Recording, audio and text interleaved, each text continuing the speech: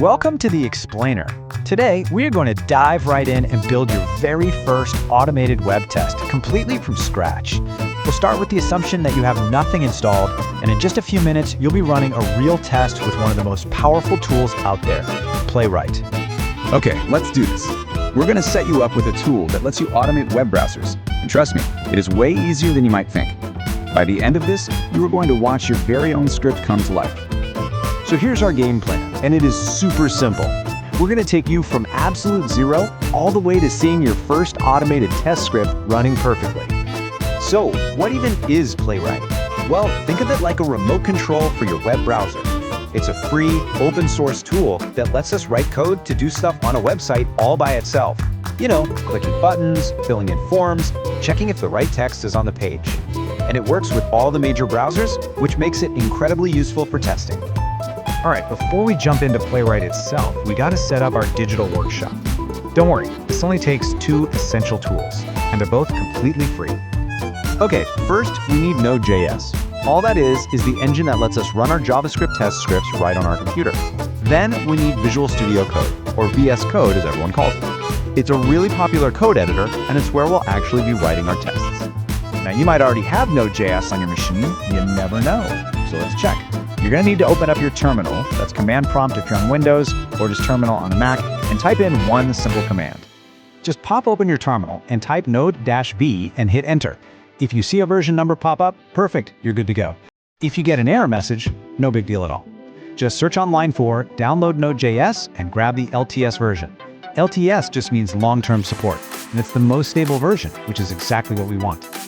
All right, now for the really fun part. With our tools ready, installing Playwright is incredibly simple. We're just going to make a new empty folder for our project, open our terminal inside that folder, and run just one little command. This is the magic command right here. npm init playwright at latest. npm, what's that? Well, it stands for Node Package Manager, and it basically came along for the ride when you installed Node.js. This one line is going to kick off the whole setup process for us. The setup is going to ask you a few super easy questions. First, for language, we're going to choose JavaScript. For the rest of them, you can literally just hit Enter to accept the defaults. It'll suggest a tests folder, which is perfect. We'll say no to GitHub Actions for now, and a big yes to installing the browser zippers. And here is something I absolutely love about Playwright, especially for beginners. The installation doesn't just leave you hanging with an empty folder. It creates real, working example tests for you, so you can see it in action right out of the box. So to get these tests running, you're just going to type npx playwright test. By default, this runs in what's called headless mode. All that means is you won't actually see any browser windows pop up. It all happens in the background. This is the default because it's way faster, which is what you want on a server. But let's be real, you want to see the magic happen, right? I mean, that's the cool part. To do that, just add the -headed flag to the end of the command. This will launch the actual browsers, and you can just sit back and watch your script do its thing. Okay, so your tests ran, now what? Where do you see the results? Just run this command, npx playwright show report. This is going to pop open this gorgeous interactive HTML report right in your browser. You can see everything that passed, what failed, and you can even click in and see every single step the test took. And this brings me to a really important point. Running these pre-made examples is awesome, it's a fantastic start, but the real confidence, that comes from getting your hands dirty and actually writing your own code. As the tech educator Mukesh Otwani says, practice is everything. So let's do that. So let's write our own script. We'll start with the most basic thing we can possibly do. First things first, go into that tests folder and create a brand new file.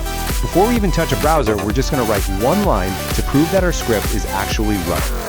Inside your new file, make sure the name ends in .spec.js. Just add this one line, console.log, my script is running. This little command, console.log, is going to be your best friend when you're learning. Seriously, it's the simplest way to just print a message out to your terminal so you can check that things are working.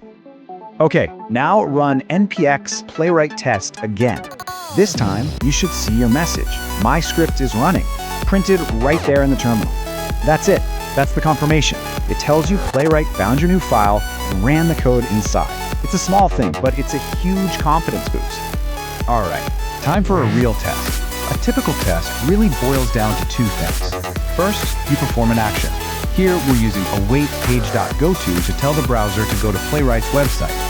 Second, you make an assertion, which is just a fancy word for a check. Here, we expect the page to have a title that includes the word Playwright. An action, then a check. That's the heart of pretty much all testing. And would you look at that? You've done it. You've installed the tools, you've set up a project, you ran a test, and you even wrote your own first lines of automation code. This right here is the solid foundation that you're going to build everything else on. So where do you go from here? Oh man, this is where it gets really fun. Now you can start exploring all of Playwright's amazing features. You can learn how to find specific buttons and boxes on a page, how to click them, how to type into them, and how to write way more powerful checks. You can even get Playwright to write the code for you using a tool called CodeGen. So the big takeaway here is that you are all set up. You have a working system and the power is in your hands. So think about it for a second. What's that one boring, repetitive thing you do on the web every single day? Logging into a site, filling out some form. That is the perfect first project for your new automation skills. So what are you going to automate first?